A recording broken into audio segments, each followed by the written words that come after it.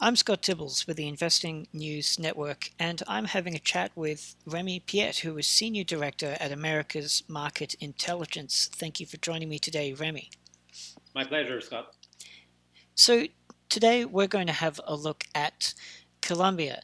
Specifically, earlier in December, just a few days ago, there was the news that the Chinese mining company Zijin Mining would be buying the Canadian company Continental Gold for 1.4 billion Canadian dollars. So they are after Continental's flagship project, which is located in Antioquia.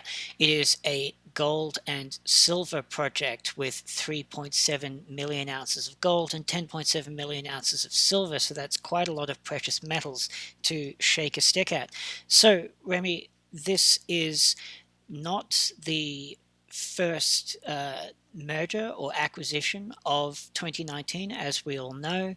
And as we all know as well, Zijin Mining has been on quite a bit of a buying spree. Over the past 2 years, it's been snapping up quite a lot of projects around the world and quite a lot of companies. So, what the fact that they are now going into Colombia, what does this say about the future of the mining industry in Colombia with such a large company now coming into the space? And what does it say about the future of Chinese investment in Latin America? Colombia is a recently developing mining jurisdiction in Latin America. It's nowhere near the history of Peru, of Chile, for example, but it's an interesting jurisdiction because you've been seeing, especially over the last few years, a few projects of relative size developing in Colombia. You got Antioquia Gold that started producing their first ounces of gold recently.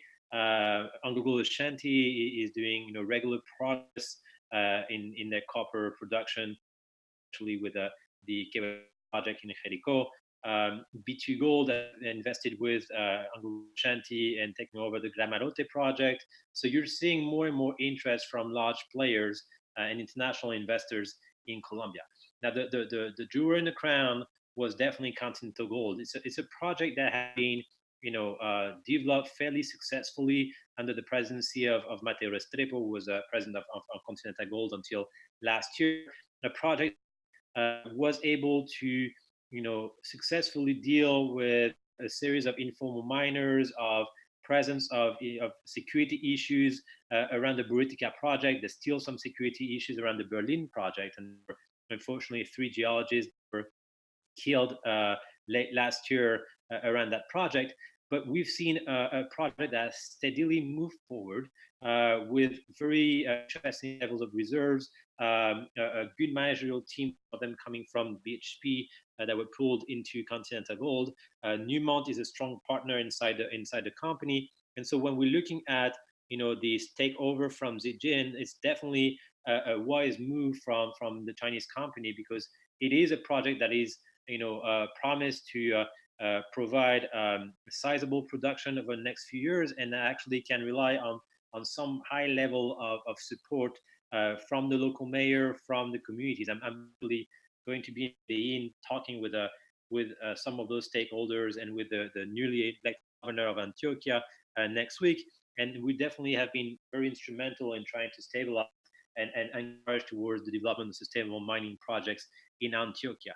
Now, when you're looking at Colombia as a whole, Antioquia, as I'm saying, the perspective are relatively right in Antioquia. There's an understanding of the fact that mining can be a strong avenue for development, especially in remote areas of the province of Antioquia, if it's done right. And that's the key caveat here. You have to be very careful when you operate in Colombia of understanding the step-by-step approach and the kind of, let's say, incremental alliance development that is needed to be successful operating in mining in Colombia. There's a stronger history of opposition to such projects that you might have in Chile, for example, that you might have in more, let's say, mature jurisdiction. But if you actually understand and you operate with, let's say, a sustainable approach to mining projects, then you can be extremely successful in Colombia.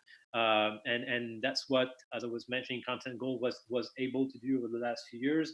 That's why it has been seen as a very interesting source of target for investment, and probably that's what Zijin has seen also before pulling the trigger on this asset. What's going to be very interesting to look at is how does Zijin then continue operating this project. There's a certain level of worry in Colombia when looking at investment from China. There's some bad history in neighboring countries of Ecuador with the Mirador mine, or even in Peru with some of the operation such as Las Bambas, but also Rio Blanco, which is owned by Zijin, has been in strong opposition from communities, and therefore, obviously, what we're seeing from members of the community is that they actually study and analyze Zijin on the light of what is the track record and what is the history of Zijin of operating mines in Latin America and Colombia, and the history of Rio Blanco might be an area for concern for those communities, and Zijin has to be aware of this. So this is not Zijin Mining's first foray into Colombia. Well, it is in Colombia, but it's not in Latin America. I mean, Rio Blanco is actually based next to Piura in northern Peru. It's a project that was very poorly developed by a British company before being purchased by Zijin Mining. It had led to a referendum in 2007 where close to 97%, if I remember well, of the voters actually voted against the development of mining in the Rio Blanco site. And Zijin until now has tried to appease communities, has tried to work with them, but unfortunately, I feel at least that's the criticism from communities around the Rio Blanco and around Piura on this, is that some of those roundtables, some of those processes are actually probably not developed with a clear understanding of what it means to operate with communities as partners of a mining project, and therefore receive acceptance and ensure social license to operate. And so this is the kind of concerns that usually Latin American populations and probably most populations see when they see an investment from a Chinese company, is that they are concerned about the fact that the level of understanding of Chinese companies onto the way that you have to operate in complex jurisdictions such as Latin America is probably not up to par as it would be the case with Australian or Canadian companies, meaning that you have to do your homework, you have to understand all the complexities of relationship at the local, municipal, provincial, and national level. You have to engage seriously with building alliances and creating value for the territory with those different actors, and not only when there's an issue go directly through your embassy in a capital city or pressure the national government, because this actually is extremely short-sighted and usually doesn't yield any results. That's especially the case in Colombia. It was the case also in Peru, where the capacity from the government in Lima to support mining projects that are located either in Moquegua, in Arequipa, or in the north of the country, such as Cajamarca or Piura, has been extremely limited. And we're seeing this as a result with Las Bambas, Tia Maria, Conga, Rio Blanco, all those projects that are right now halted. It is even more the case in Colombia, where the structure of the country is much more, let's say, federal in its nature. Most of the decision making in Bogota is only limited to fiscal policies and some level of regulation, which is very important. But when you're trying to be able to operate successfully a project in Colombia, it's more important to build the alliances at the provincial level, meaning at the level of the governor of Antioquia, rather than at the level of the national government. And I guess it would be very important for Zijin to understand this and continue the good work made by Continental Gold over the last 3 to 5 years, and to build a very successful projects in Buritica. Okay, so given that indeed it's their first foray into Colombia, from other companies' points of view and from other investors' point of view from the West, is this a sign that they should be investing more into Colombia if there's now so much interest from such a different part of the world, from such a different jurisdiction from Zijin Mining, which has traditionally, well, in the past few years, been snapping up projects in Europe, from what I've been keeping an eye on? Well, Zijin is present in Europe. They're present in Congo also, and Serbia. I mean, there's a series of different projects that they have, and as I said, north of Peru.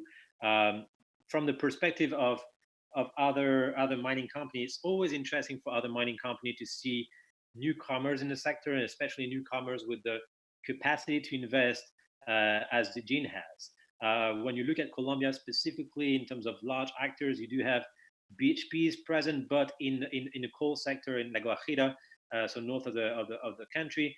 You do have other important actors such as Anglo Ashanti, that was until recently operating three projects: Gramalote, Quebradona, La Colosa, all of them being still into the development stage. La Colosa is frozen for the moment after a negative local vote. Gramalote has been developed with B2 Gold, and now is going to be operated specific. B2 Gold being the marginal entity here, and Quebradona seeing steady progress. And you had Newmont also having a minority stake inside Continental Gold, but that means that there were still a fairly limited amount of large mining companies able to develop industrial mines in Colombia, and as opposed to Peru, or as opposed to Peru, to Chile. There's no Barrick, there's no Rio Tinto.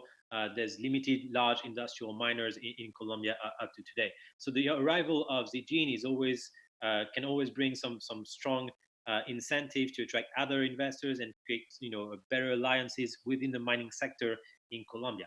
However, the risk is also there that if Zijin arrives with a lack of understanding of the local situation, with some practices that have unfortunately plagued other Chinese miners in Latin America. And I'm not mentioning Zijin here. I'm more looking at, for example, as I said, Mirador, Avico Corriente in Ecuador.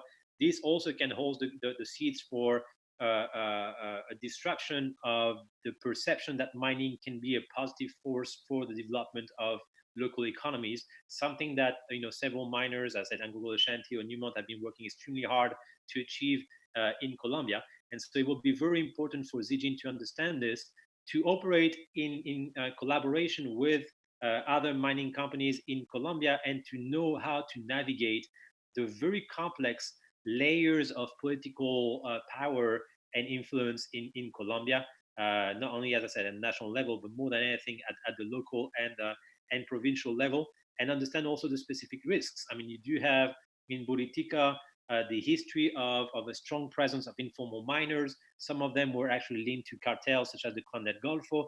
You still have a resurgence of FARC guerrillas, dissidents next to the Berlin sites, and therefore issue of security risks. Now, when I say that, I probably scare a lot of investors. The thing is, it's actually very possible to operate successfully a mining project, but you have to be aware of those risks, and you need to be able to put in place the right strategies to mitigate those risks. If you do so, then you will be absolutely successful in Colombia. But if you arrive with an outsider mentality and trying just to replicate processes that might have been to some extent successful outside of Latin America, that have somewhat failed right now in Peru, and that will definitely fail in Colombia in the future, then you have a recipe for disaster in Colombia. I trust that Zijin will have the capacity to reach out to knowledgeable sources and people with a strong track record of how to work with those above the ground risks in Colombia, and then that will be a very strong incentive for further development of mining sector in Antioquia and in Colombia in general. Okay, so given that you've just mentioned FARC, so the last time we talked about Colombia, it was shortly after the former leaders of FARC announced that they'd be taking up arms again. Do you have any update on how that situation is looking? And linking that to Zijin, does Zijin have this? So does it itself have a track record of being able to work in areas with such out in the open conflict between the government and distant groups? When you're looking at Zijin doesn't have the track record as of operations in Colombia, and Colombia has a unique set of different actors that can actually negatively impact a mining sector. However, Continental Gold is actually fairly strong, especially in terms of its managerial capacities. There are some very good employees at the senior level in Continental Gold, and therefore, even if you have a takeover of the operation, you actually do not. You still have a continuity in the way that that the company is run on the ground. When you're looking at the broader picture of insecurity in Colombia, we had mentioned indeed the call from two main actors, Marquez Santrich, to take again arms in Colombia. This has been more than anything, encouraged from the external influence of Venezuela, trying to create havoc in Colombia in retaliation for what they call the Colombian interference in Venezuelan affairs.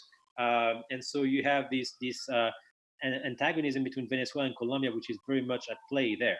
However, if you look at the larger historical perspective on this, clearly the level of insecurity and activity from guerrillas in Colombia has been reduced over the last 10 years. You do have a formalization of former FARC into a political party that is now running for elections.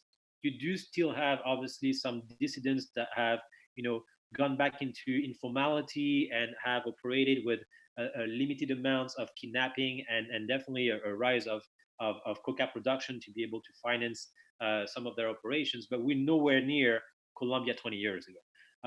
And so that's actually a positive element on this. There are factors that actually can be worrying, especially the way that Ivan Duque has turned his back to the peace process in Colombia and has defunded a series of the policies and programs to try to encourage former guerrilla members to formalize their activity and just rejoin traditional society by operating small businesses. So since those policies and programs have been defunded, they have been less successful than most people were expecting. But still, let's say the structural tendencies is towards a pacification of Colombia.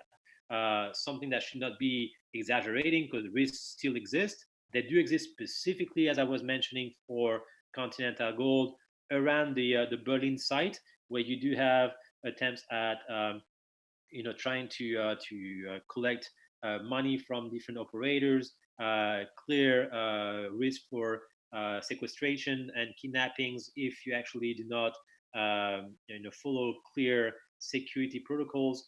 So all this has to be taken into account.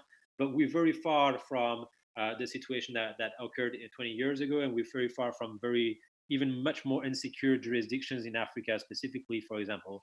So there are ways to operate successfully in Colombia, and I hope that indeed Zijin will be wise enough to go through successful third parties in Colombia and also trust some of their managerial assets right now that have been doing a very good job over the last few years.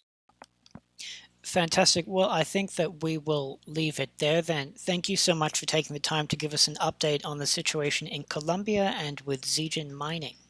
Happy to, Scott. Take care. And that was Remi Piet, Senior Director at America's Market Intelligence. I'm Scott Tibbles with the Investing News Network. You can find us at investingnews.com and feel free to follow us at Facebook, Twitter, and LinkedIn. Thanks for listening.